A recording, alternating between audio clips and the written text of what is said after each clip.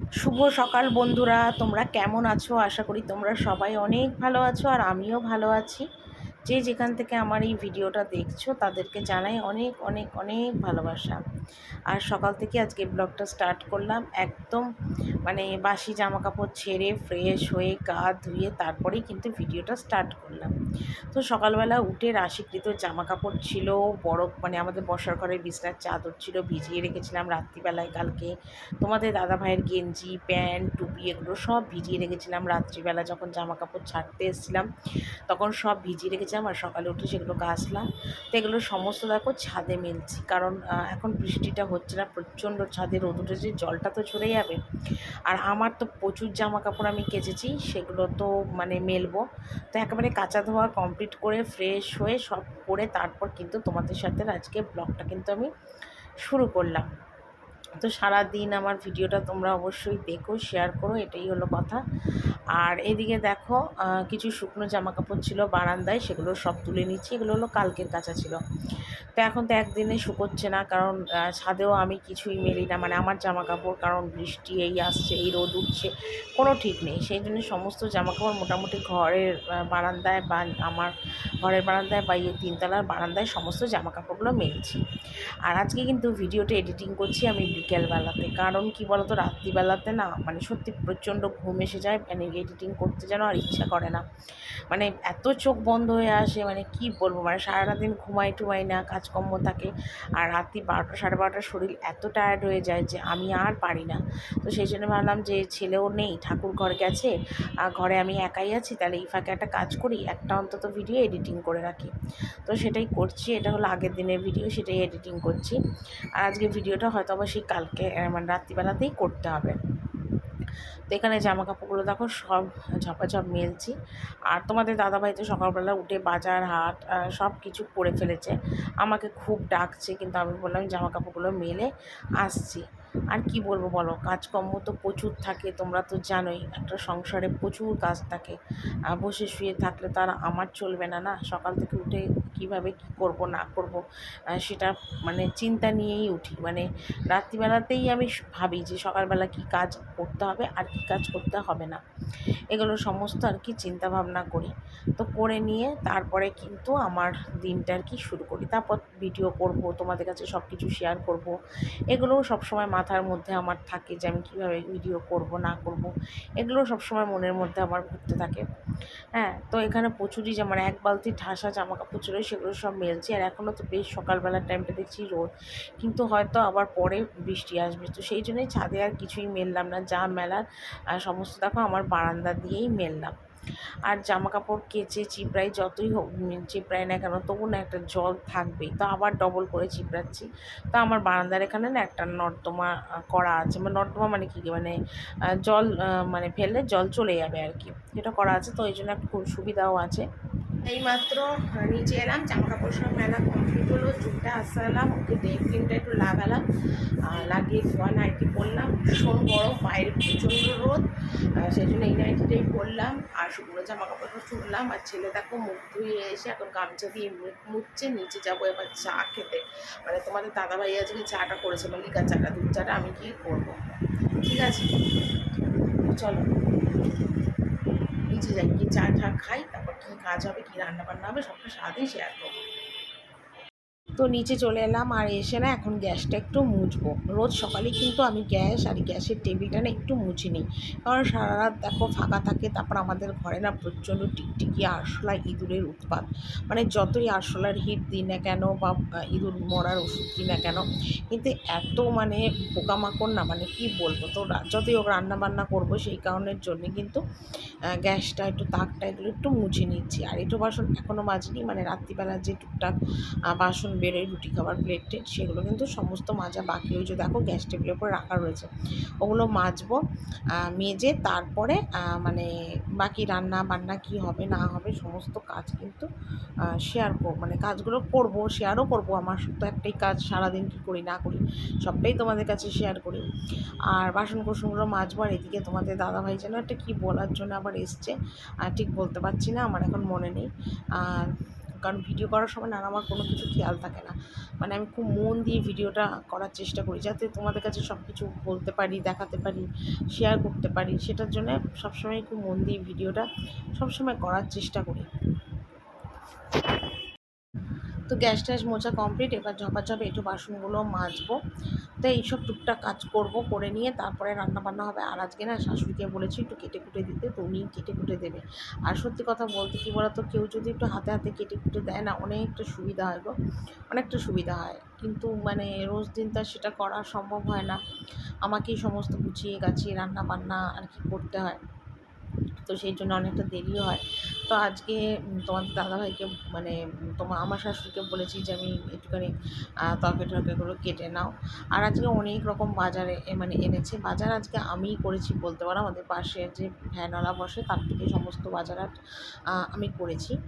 কিন্তু তোমাদের না দেখাতে পারলাম না, কেন বলো তো, কারণ রান্নাঘরে সবাই রয়েছে, তো ওই জন্য আর তোমাদের দেখাতে পারলাম। তোমরা তো জানোই যে আমার ভিডিও করা নিয়ে অনেকেই অনেক রকম মন্তব্য করে, সেগুলোকে সমস্ত মানে উপেক্ষা করে সমস্ত কিছু পিছনে ফেলে দিয়ে কিন্তু আমার এই ইউটিউবে ব্লগ করা অনেক কিছু মানে কষ্ট করে, মানে হয়তো আমি যেরমভাবে যে পরিস্থিতিতে ভিডিও করি এরমভাবে হয়তো কোনো মানুষ ভিডিও করতে পারে না, মানে সত্যিই পারে না। কেন সবাই কেউ না কেউ ফ্যামিলির জানে, সাপোর্ট করে, কিন্তু আমার ফ্যামিলিতে বোঝে যে আমি ভিডিও করি, কিন্তু অতটা বললাম না পাত্তা দেয় না, বোঝে না, ইম্পর্টেন্স দেয় না, ভাবে টাইম পাস করছি এরকমই। তো যে যেটা ভাবে তার ভাবনা চিন্তা তো আর আমি বদলাতে পারবো না।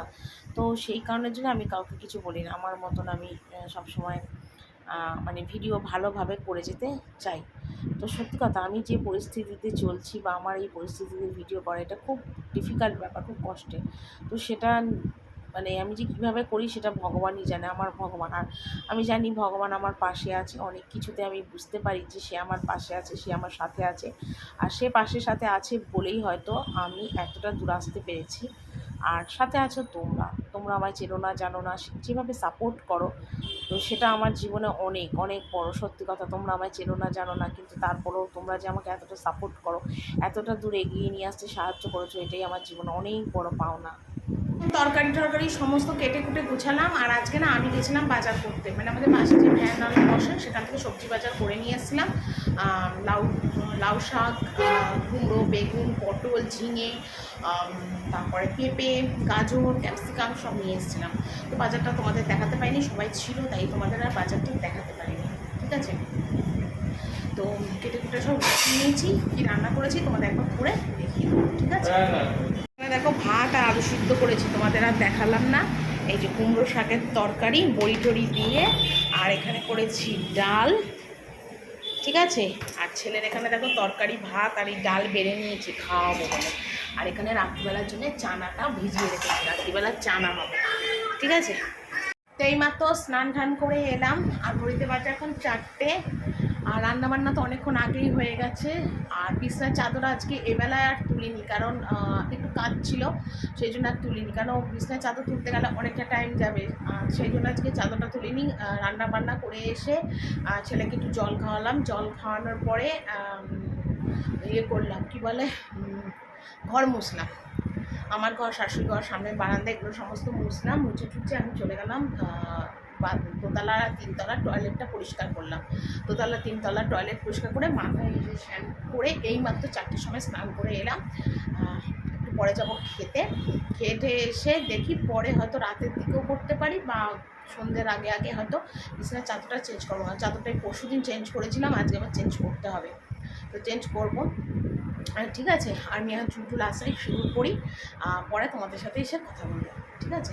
আর ওইদিকে দেখো কতগুলো জামা কাপড় রয়েছে চেয়ারে, কটা ভাঁজ করবো। আর এখনও চান করার সময় নাইটি, ছেলের হাফ প্যান্ট টুকটাক কটা কেচে নিয়ে এলাম, ওগুলো এখন ওই বারান্দা দিয়ে, সব বারান্দায় মেলা, বারান্দা দিয়ে সব মেলবো, ঠিক আছে। এইসব টুকটাক করলাম, চলো পরে আবার কথা বলবো।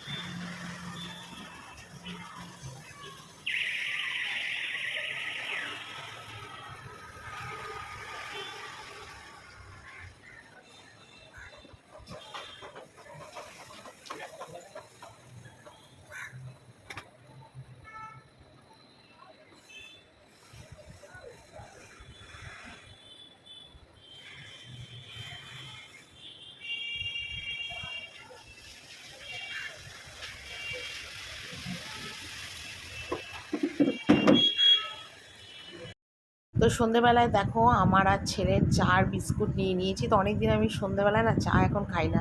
তো আজকে হঠাৎ ইচ্ছে হলো একটু দুধ চা খেতে। তো ছেলেকে অন্যদিন লিকার চা দিই, তো আজকে ছেলেকেও দুধ চা দিয়েছি, আমিও দুধ চা খাচ্ছি। তো চা আর বিস্কুট এখন খাবো, আর একটু খিদেও পাচ্ছি, তো তার জন্য আরও চা করা, মানে চা করে খেলে মানে অনেক সময় খিদেটা না একটু মরে যায়, তার জন্যই চা খাচ্ছি। তো এইমাত্র নিচে এলাম আর ঘড়িতে বাজে এখন 8:30। চাটা আজকে খেলাম, আজকে চা খেয়েছি, খুব খিদে লাগছিলো, তার জন্য একটু চা বিস্কুট খেলাম। খেয়ে এইমাত্র নিচে এলাম, আর এখানে দেখো ময়দা নিয়েছি আর ইন্ডাকশন ওভেনে বসিয়েছি গরম জল দিয়ে ময়দাটা আজকে মাখবো। আর চানা তো ভেজানোই রয়েছে, চানাটা পরে প্রেশারে সিটি বসাবো, আগে ময়দাটা মাখবো। আজকে লুচি আর চানা হবে, ঠিক আছে, রাত্রিবেলার জন্য। তো সেই জন্যে গরম জল বসিয়েছি, এরপরে ময়দাটা মেখে নেবো, ঠিক আছে। নিয়ে তারপরে ময়দা মাখার পরে লুচিটা তোমাদের দাদাভাই বললো করে নেবে তাড়াতাড়ি, ও টিভি দেখবে, সেই কারণের জন্য তারপরে চানা মশলাটা করবো, ঠিক আছে। তারপর টুকটাক বাসন আছে, সেগুলোকে মাজবো, এই সব টুকটাক কাজ আছে, ঠিক আছে। চলো পরে আবার তোমাদের সাথে কথা বলবো।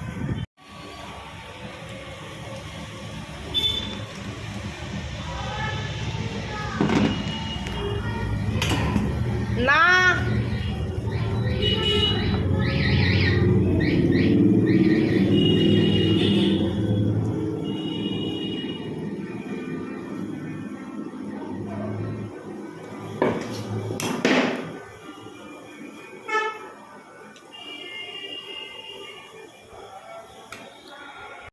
তো রান্না করার আগে আজকে কিন্তু করছি লুচিটাকে, কারণ তোমাদের দাদাভাই আমাকে বললো যে ওর নাকি কী টিভিতে প্রোগ্রাম আছে, ও দেখবে, আর 9:30 থেকে নাকি সেই প্রোগ্রাম শুরু।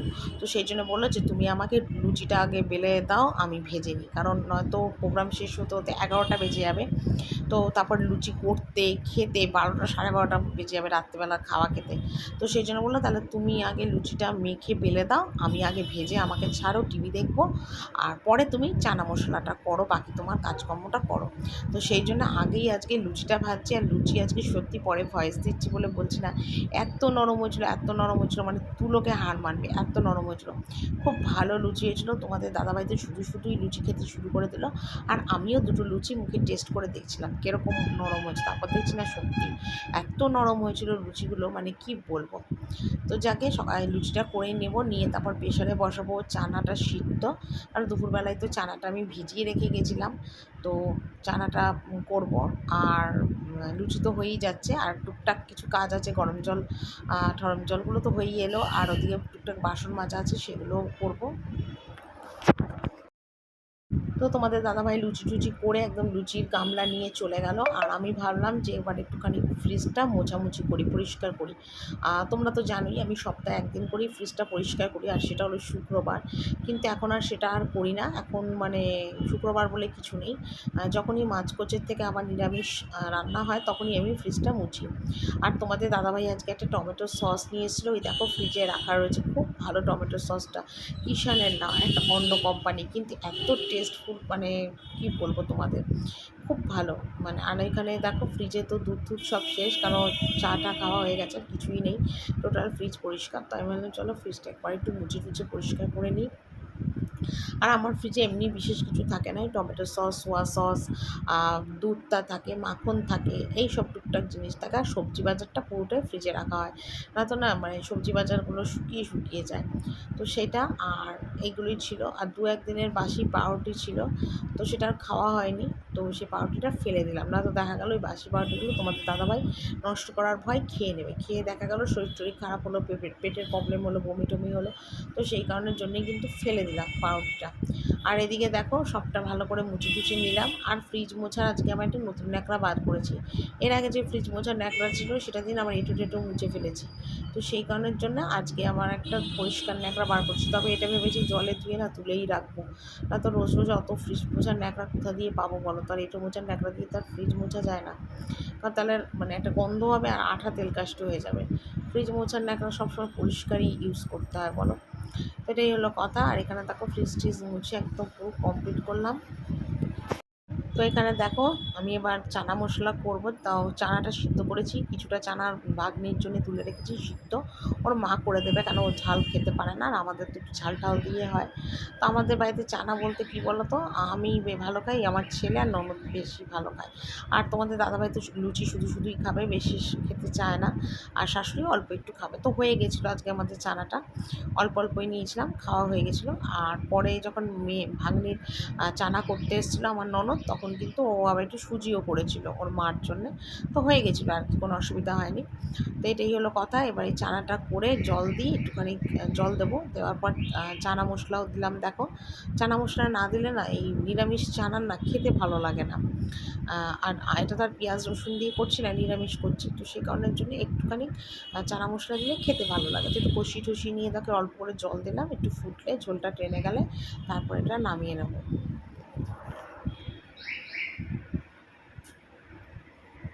তো আগে চানা হওয়ার পর লুচিটা তো আগেই হয়ে গেছিলো, সেই জন্য তোমাদের দাদাভাই বললো ছেলেকে খেতে দিয়ে দাও, আর আমি এখানে দেখো ছেলেকে লুচি আর চানা খেতে দিয়ে দিলাম। তো ছেলেও ভীষণ পছন্দ, ফেভারিট খাওয়া ছেলের লুচি আর চানা। তো সেটা দিলাম, ছেলে খাচ্ছে। তো ভাবলাম চলো একটু তোমাদের কাছে শেয়ার করি, দেখিয়ে দিয়ে। ছেলে ওদিকে টিভি দেখছে, দেখতে দেখতে খাচ্ছে। আর আমি এখন রুটিটা করতে যাব।